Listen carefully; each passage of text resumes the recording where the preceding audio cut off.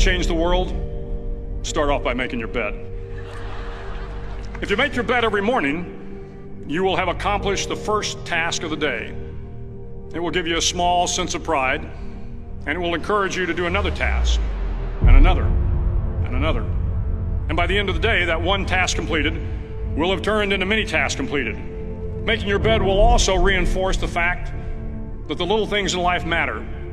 If you can't do the little things right, you'll never be able to do the big things right.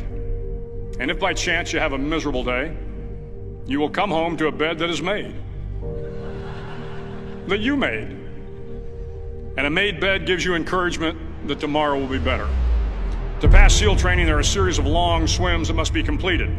One is the night swim. Before the swim, the instructors joyfully brief the students on all the species of sharks that inhabit the waters off San Clemente. They assure you, however, that no student has ever been eaten by a shark, at least not that they can remember.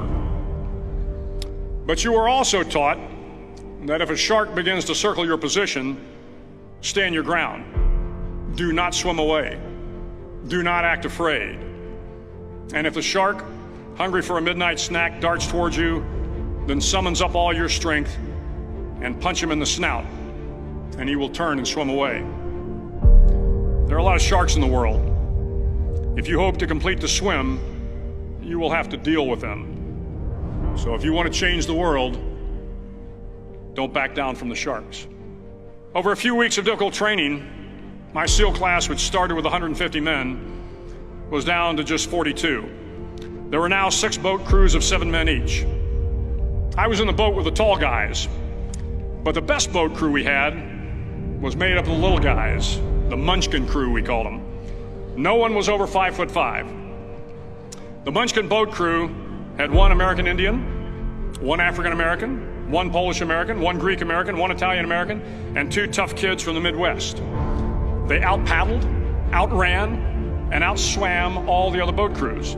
The big men in the other boat crews would always make good-natured fun of the tiny little flippers the Munchkins put on their tiny little feet prior to every swim. But somehow these little guys from every corner of the nation and the world always had the last laugh, swimming faster than everyone and reaching the shore long before the rest of us. SEAL training was a great equalizer.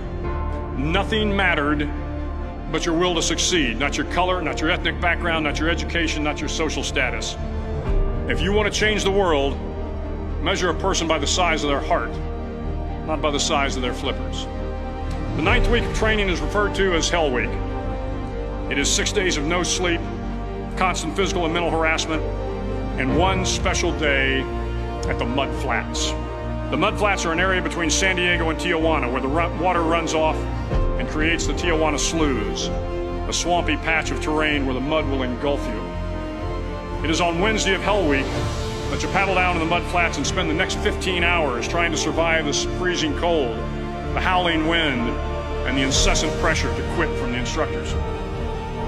As the sun began to set that Wednesday evening, my training class, having committed some egregious infraction to the rules, was ordered into the mud.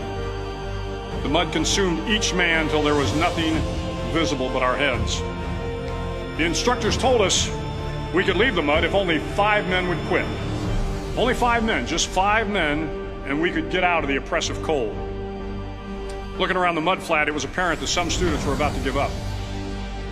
It was still over 8 hours till the sun came up. 8 more hours of bone-chilling cold. The chattering teeth and the shivering moans of the trainees were so loud, it was hard to hear anything. And then one voice began to echo through the night. One voice raised in song. The song was terribly out of tune, but sung with great enthusiasm. One voice became 2, and 2 became 3, and before long, everyone in the class was singing. The instructors threatened us with more time in the mud if we kept up the singing, but the singing persisted, and somehow the mud seemed a little warmer, and the wind a little tamer, and the dawn not so far away. If I have learned anything in my time traveling the world, it is the power of hope. The power of one person, a Washington, a Lincoln, King, Mandela, and even a young girl from Pakistan, Malala. One person can change the world by giving people hope. So if you want to change the world, start each day with a task completed. Find someone to help you through life. Respect everyone. Know that life is not fair and that you will fail often. But if you take some risks, step up when the times are the toughest, face down the bullies, lift up the downtrodden, and never ever give up. If you do these things, the next generation and the generations that follow will live in a world far better than the one we have today. And what started here will indeed have changed the world for the better.